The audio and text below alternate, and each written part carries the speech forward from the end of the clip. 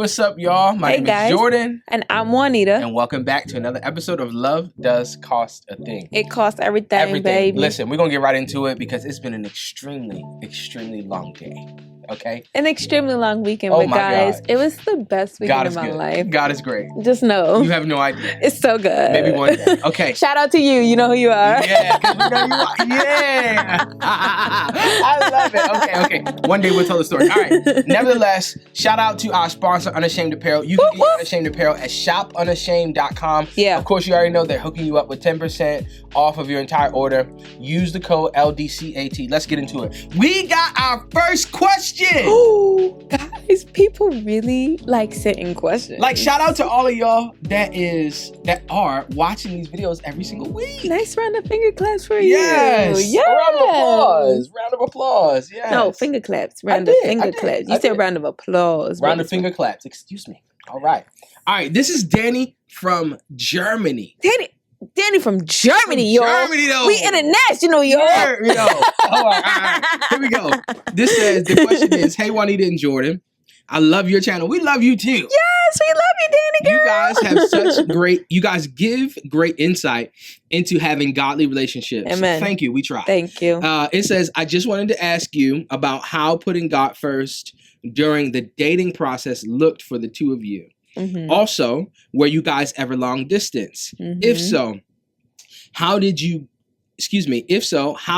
that look for you guys? Yeah. Also, Danny getting to it. I love it, Danny. Ask your questions, girl. Also, another question. When did you know you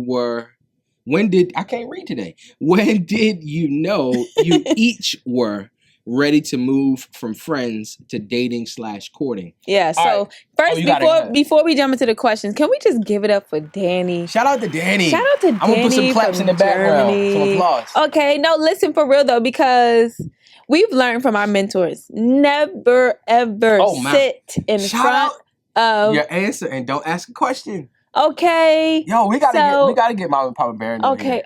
You always like going to the left, bring it back to the right. My bad. Okay. Shout out to you, Danny, for asking your questions, girl. And today is your day because we gonna answer them for you, boo. The whole episode is for you. Boo. Go ahead, tell us the first one. The first question. Okay, the first question was, I wanted to ask about how putting God first looked like in our dating process. Sure, yeah. What did that look like? Yeah, so I would say... No. I'm going to tell them what they need to hear. The very first thing that I knew about Juanita...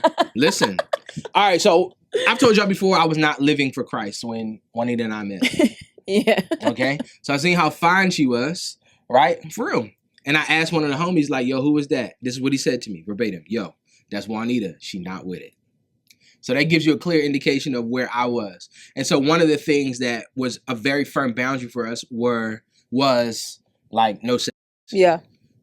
Like, and I knew that from the get-go. Yeah. You know what I'm saying? And I did not live the type of lifestyle that she lived in that way. Yeah. So that was a hard boundary for us. In our dating years. I wanted to say that first because I don't want there to be no ambiguity. No, there is no gray. No, there's no in between. No, there's nothing that's permissible during that time. You got to set that boundary. That's what it was for us. Yeah. I think that's great. I think that it's also, it also needs to be said that sometimes it's a process. And so like what Jordan was saying, that we were not necessarily in the same place. And Jordan admitted that he maybe wasn't where he felt like he should have been in God, but I wasn't either. I just had certain things that I had already put in place, like I was abstaining and I was waiting until marriage. Mm-hmm. So like that was something that was already put in place. But like for me, it was more of like, this is a standard that I have and I'm going to uphold this until I get married. And so it was very clear to Jordan that like there was no gray area. There was no budging. There was no like tiptoeing. Yeah. Like it was going to be a hard no. And so like I straight up told him one time, like, listen, I get it. Like, I get where you are. I get where I am. But, like, this is what I want. So, like, if you want this too, then we can be together. Yeah. Let me also say, and then we can move forward from this because we want to answer the rest of the question. I want to also say that for me, not living like how Juanita was, it started off as me wanting to just respect Juanita. That's good. But it quickly changed to me wanting to honor God. Which is where that longevity piece comes in. Yeah, because me not wanting to disrespect Juanita ain't gonna be enough. you got to want it for yourself. And so, like I said, I wasn't living for Christ, during that time. And so my transition, I would say, was quick, not because of Juanita. Right. Because, I came into the fear of God. I recognized who he really was. It was something you then wanted for yourself. Yes, I wanted it. I wanted it for me more than I wanted to respect Juanita. Yeah. I would just say we had a lot of boundaries put in place because, that was probably like the biggest thing that we were like, yeah, we're not doing. I think that the waiting like for marriage thing is a big piece because it allowed us to focus on like, who is Jordan? Who is Juanita? What do you want out of life? What do I want out of life? Like, do you want children? How do you value family? So like, I think that we were able to really get to know one another on deeper levels. Yeah. And so like, we prioritize getting to want to know each other. Yeah. And like one of my favorite things about our love story is that we were friends first. Sure. Yeah. So like, because like people often say like, oh, the spark is gone or whatever the case may be. But like that friendship really helps you in those times where you're like, I don't really like that person. I don't really feel the love today. It's not all lovey-dovey. But like when you think about a friend, it's like through the good, through the bad, like it doesn't matter. Like we here, we gonna be together. You know what I'm saying? And so I think like we just really prioritize being friends and then also kind of like getting to know each other. Yeah, we prioritized time spent also. Yes. Like I have friends, she has friends, but like I'm not about to say it like we were acting like we were married as far as time spent. But we did prioritize each other. I think early on, from the beginning, for real, we had marriage in mind. Yeah. So that was never a question per se. It was more like when, for real. I'm 2 years older than Juanita, so we mutually agreed that Juanita would finish school first. As a milestone, and then right after that, we pretty much kind of pulled the trigger on that. But we really prioritized getting to know each other, having different experiences with each other, with museums, dates, stuff like that. I think all the typical things that people usually do. Yeah, don't overcomplicate it. Yeah. And if we're missing the mark of where you were trying to go, just drop another question. Well, I do think that she was saying like maybe we can talk a little bit more on the spiritual aspect. Like maybe what did we do in our relationship spiritually regarding like growing closer to Christ in like our dating phase? Well, I'll tell you this much. When Juanita and I started dating, I was taking Christ serious. And so I think that personally, for me, I'm real analytical, so I got really deep into study. And so Juanita began to trust me spiritually, if that makes sense. That's good. Yes. Yeah, she really began to trust me spiritually. And so, we would go to churches and stuff like that. Like, I would visit her church a lot. Shout out to Fresh Start.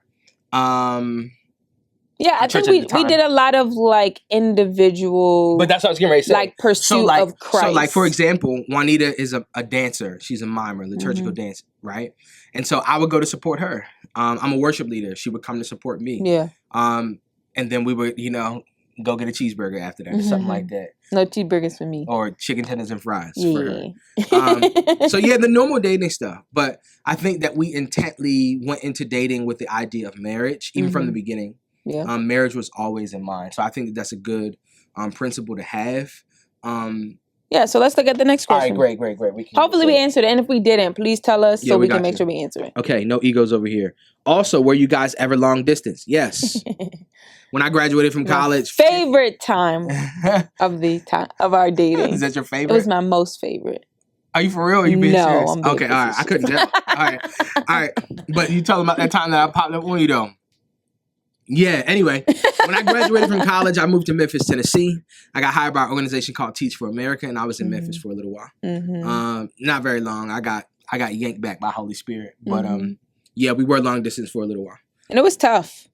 Okay, talk about that. Yeah, I think like on my end, I was still in school.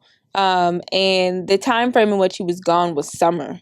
Right. So like I really didn't have anything else outside of like church that I was like being active in or like doing things. So I kind of fell into a rut, like not because of Jordan. I never knew that. This was definitely like a Juanita thing. Like this was definitely like a whoa, like why are you this sad that your man's not here like for a summer? But you're saying But was it because I wasn't there, or? I mean, yes, like I miss you, but what I'm saying, it was more of like, that's why building yourself is so important, because like, good point. I would spend all day thinking about you, waiting for you to call me. And he had a very like tough schedule as well. So like he was literally working all day, and then like we would get on the phone like 7, 8, 9 o'clock at night, and he's like falling asleep because he's so tired, and then has to get up and do it all over again. Teach for America is very intense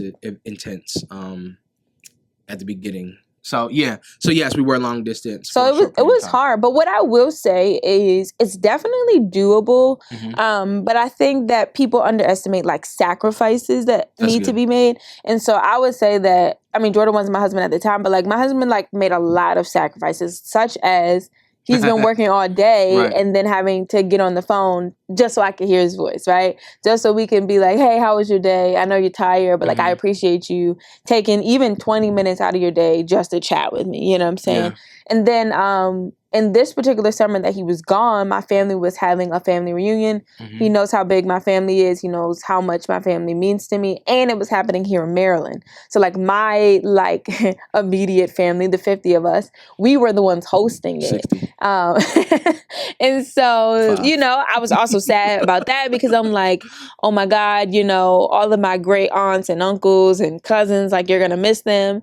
And so I'm chilling in my bed, and I go and I'm looking in the fridge, and I hear this knock on the door, and I'm like, you ain't telling the story right. Oh, sorry. Go ahead. I made the nightly phone call. Like, normally would be. Fair. Yes. Sure, ain't even know your boy was right. I was sad too. I was like, hey, how you doing?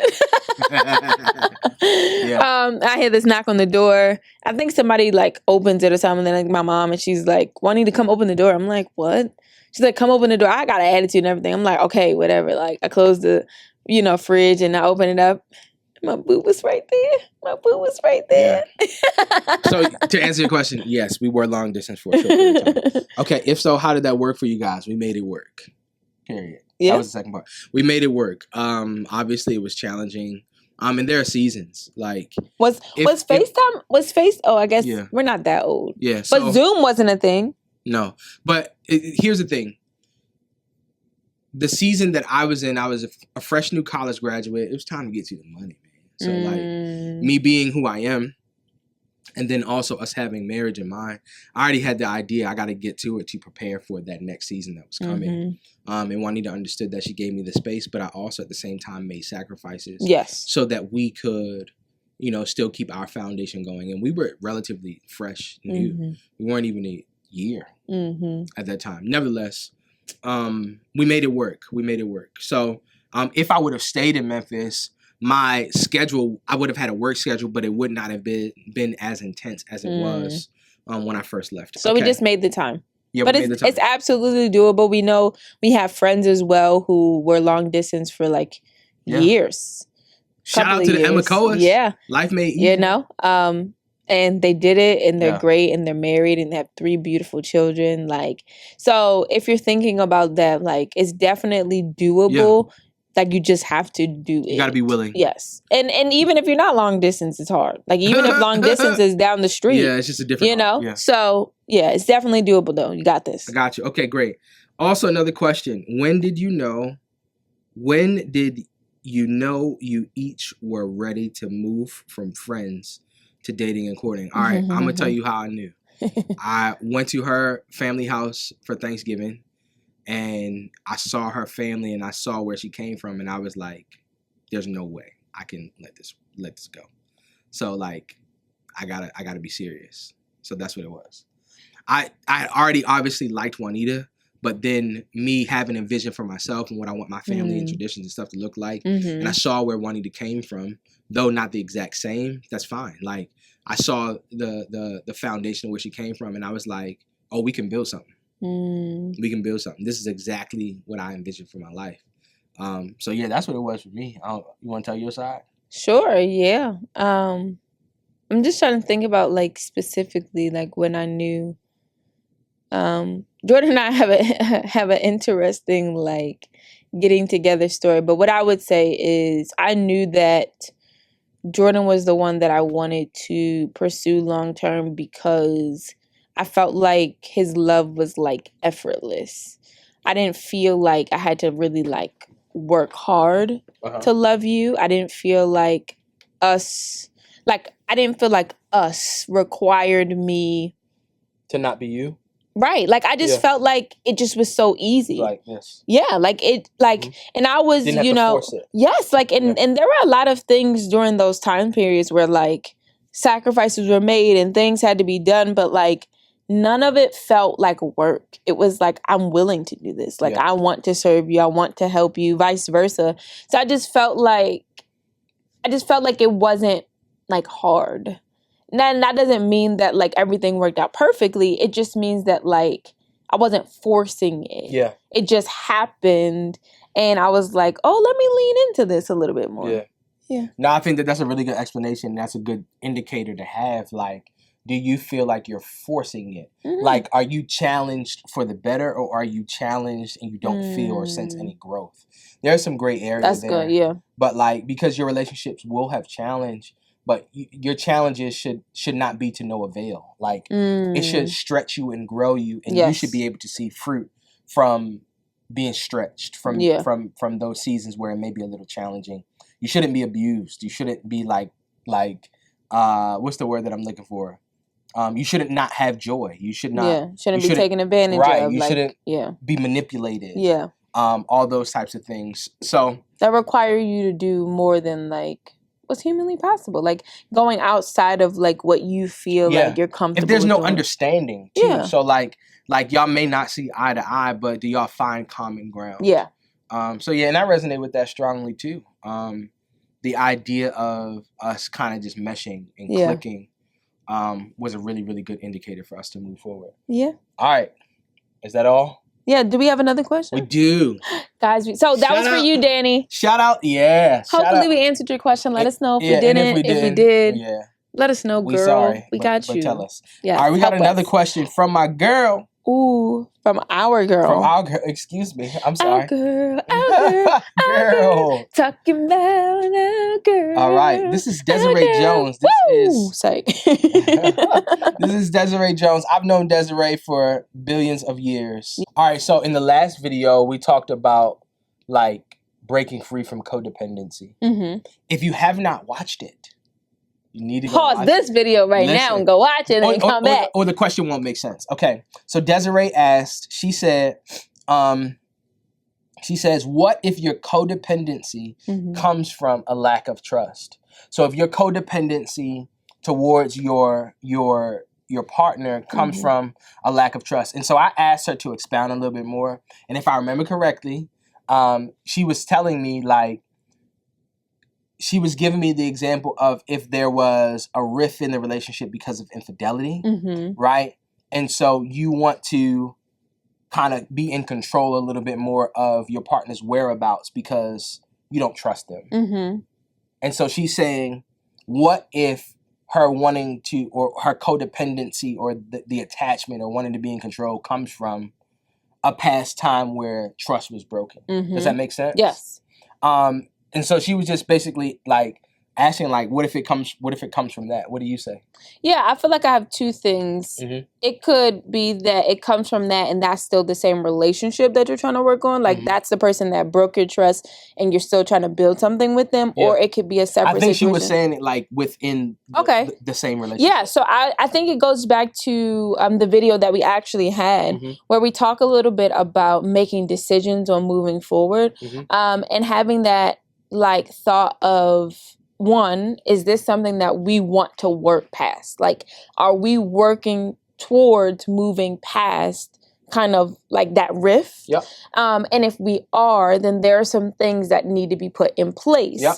And so I think that this idea of trust, we all know that like once it's broken, it's hard to kind of earn back. Mm-hmm. But in the process of earning it back, you have to take a risk. Exactly. That's exactly what I told her. Yeah, like you have exactly what I told her. And this is why having Jesus as Lord is so important, because what he tells me, and this is what I tell other people all the time, is that I got to trust the Lord enough to trust that person, because I have to put my faith in Jesus, and because there's nothing that I can do to change that person.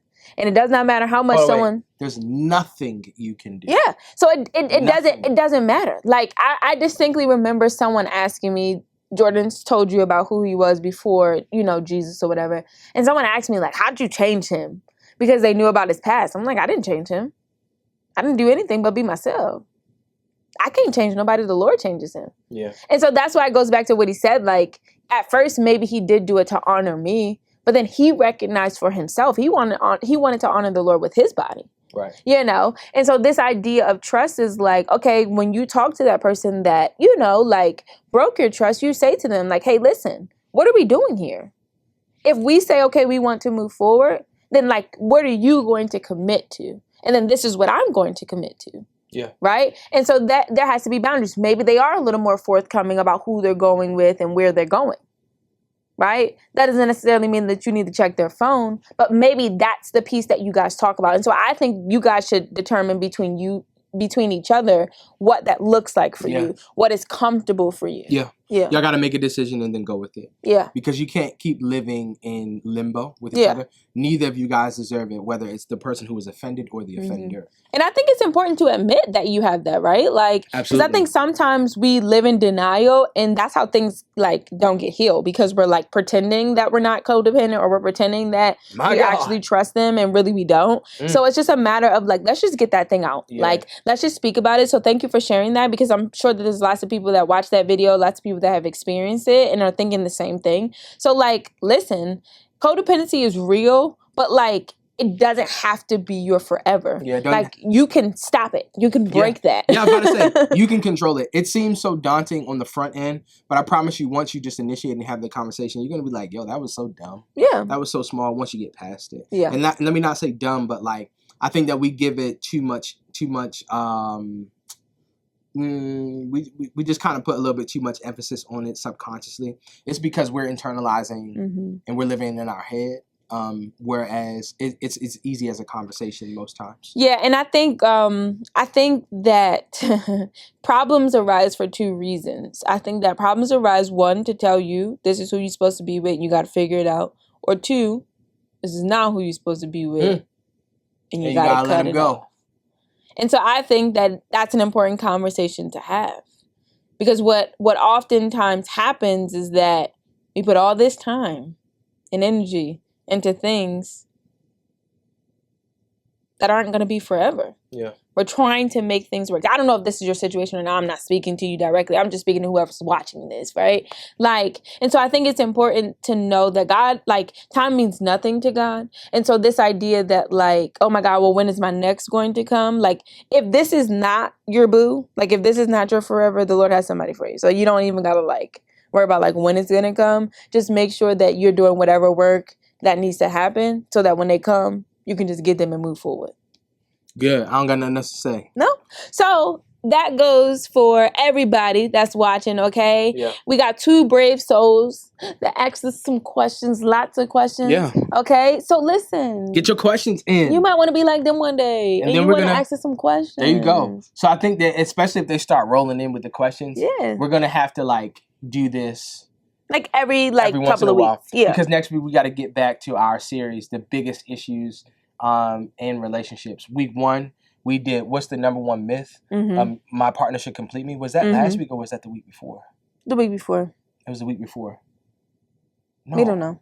I don't know. Well, y'all go watch the episodes and y'all tell us. But what we are going to say, though, about asking questions, like, you can be anonymous. Yes. So we don't have to shout you out. Although we would love to say We would love to. We would love to celebrate if you want to tell us who you are. You know, shout you out. Just say you don't want us to say your name. Yeah, please tell us, because we got big mouths. So, like, we might say it, and then you might be like, oh, my God, why'd y'all say that? Right. So tell us if you don't want us to say your name, but you still want your answer. All right, y'all. We're gone. Make sure you subscribe before you go. My name is Jordan. Oh, wait. Like, comment, subscribe, share, everywhere. Share. All of that. You know what I'm saying? And make sure you join the family, y'all. Yeah. Everything is in the link below. If you want to donate to the cause, there's a Cash App. We would appreciate whatever donation you want to make, man. We're so grateful. And it helps us to be able to keep doing these types of things and do it at a higher level and a higher capacity. So shout out to you for rocking out with us. Hit that subscribe, engage with it below, ask your questions, all that good stuff. My name is Jordan. And I'm Juanita. And this is Love Does Cost a Thing. We'll see you in the next one.